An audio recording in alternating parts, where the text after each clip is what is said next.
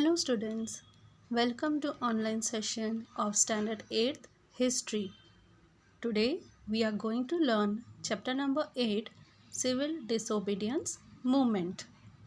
Students, in previous chapter we studied young leaders like Pandit Jawaharlal Nehru and Subhash Chandra Bose were demanding complete independence, that is Purna Swaraj.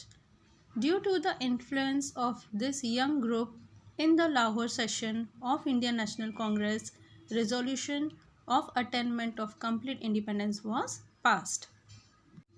After the resolution of complete independence was passed in the Lahore session, Mahatma Gandhi decided to launch the civil disobedience movement. What is the meaning of civil disobedience movement? Civil disobedience is a protest by a large group of people against particular laws or taxes or the policies of the government. Civil disobedience movement is a refusal to obey, means disobeying the demands or commands of a government. Civil disobedience has to be non-violent. It has to be peaceful protest to force concessions from the government. Before beginning this movement, Gandhiji put up various demands in front of the British government. One of the important demands was to cancel the salt tax and monopoly of the British government for manufacture of salt. Monopoly means the control of an industry or service by only one company. Indians were not allowed to produce or sell salt. The complete control of manufacturing salt was only with the British government. But because the demands of Gandhiji were rejected by the government, he decided to launch Satyagraha all over India by breaking the Salt Act. As salt is an important ingredient in the food of common people, hence it was unjust to impose tax on an essential commodity like salt. Therefore, Gandhiji started Salt Satyagraha. Gandhiji chose Dandi, a seashore in Gujarat, to begin the Salt Satyagraha.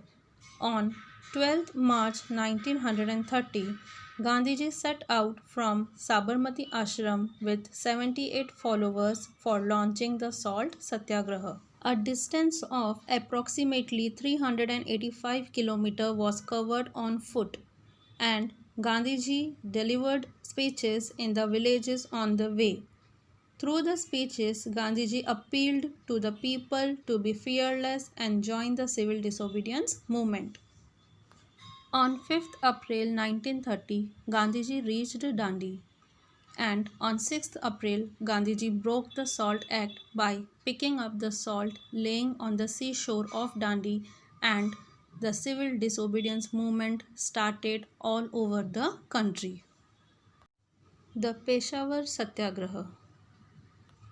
In the northwest frontier, Khan Abdul Ghaffar Khan was the most loyal follower of Mahatma Gandhi.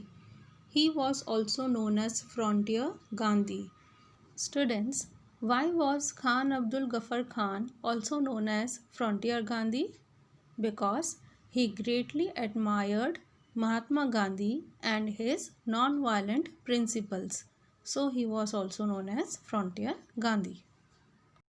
Khudai Khidmatgar was a social and political movement in Northwest Frontier Province. This organization was founded by Khan Abdul Ghaffar Khan. On 23rd April 1930, he started Satyagraha at Peshawar. The town was in the hands of Satyagrahis nearly for a week. Means the town was in the control of Satyagrahis, which made Britishers angry, and hence the British government gave orders to the Gharwal regiment to carry out open firing on the Satyagrahis. But Chandra Singh Thakur, an officer of Gharwal regiment, refused to open fire, because of which he was court-martialed and was given a severe punishment.